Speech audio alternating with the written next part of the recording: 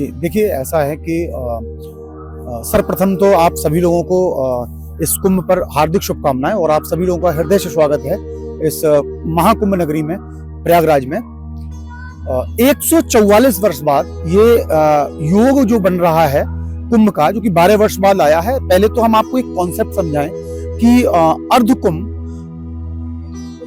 अर्धकुंभ या लघु कुंभ जो कॉन्सेप्ट है एज ए किसी चीज को उजागर करने के लिए ये सिर्फ बताया गया है। जो कुंभ हम जानते हैं वो 12 वर्ष बाद जो आता है, ये वह कुंभ आया है।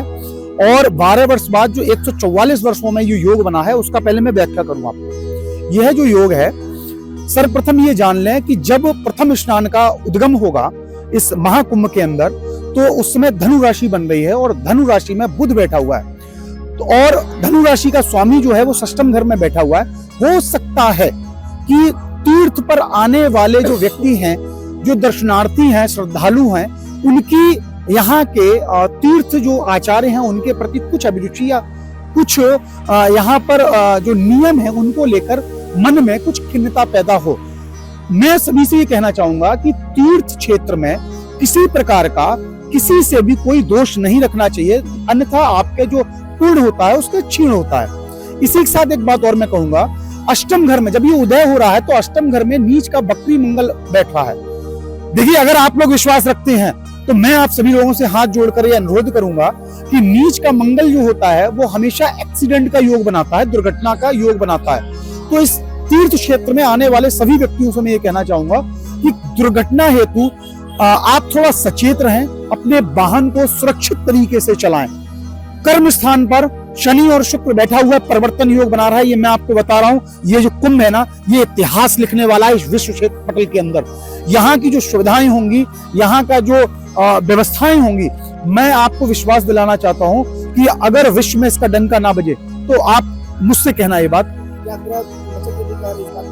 हाँ, बिल्कुल मैं कह सकता हूं, लेकिन दो चीजों का ध्यान रखना पड़ेगा। नंबर एक कि आप लोगों को सबसे पहले यहाँ के जो तीर्थ पुरोहित हैं उन पर विश्वास रखना पड़ेगा और उनके प्रति थोड़ी आस्था रखनी पड़ेगी। नंबर दो, यहाँ पर जब आप अगर आते हैं तो दुर्घटना से कृपया करके बचें, अन्यथा जो योग बनना है ये बहुत दुर्घटना हेतु थोड़ा योग जो है वो खराब है, ये बात को ध्यान रखें। अभी जैसे मेरे अभी सामने एक बात और आई थी, लोग ये कह रहे थे कि अर्ध कुंभ, कुंभ, महाकुंभ। तो मैं आपको एक बात बता दूं, ये 12 वर्ष बाद महाकुंभ आया है।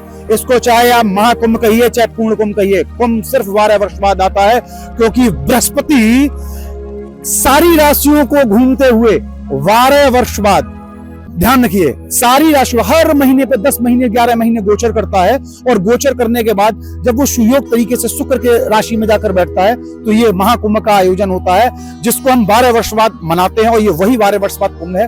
अर्ध कुंभ, हम अपने कुंभ को ऐसा कह सकते हैं कि याद रखने के लिए हम उसको मना ले रहे हैं, या जो लघु कुंभ है उसको नाम दे रहे हैं। हो सकता है कुछ पॉलिटिकल हो, हमें इससे मतलब नहीं है जी। कुंभ को लेकर हम ये कह सकते हैं कि लोगों के अंदर आस्था बढ़ेगी, मैं आपको बता रहा हूं। और सबसे बड़ी बात, इस कुंभ में लोगों की जीविका बहुत बढ़ने वाली है, मैं आपको बता रहा हूं, क्योंकि इसमें चंद्रमा जो है वो सप्तम घर में बैठा हुआ है। लोगों के जीविका के लिए ये जो कुंभ है ना, एक ऐसा समझ लीजिए कि एक सोने का सिक्का साबित होने वाला है उनके जीवन के लिए। बहुत अच्छा अर्थव्यवस्था रहेगी इसको लेकर। हिमांशु मिश्रा पंडार्स वाले हमको कहते हैं।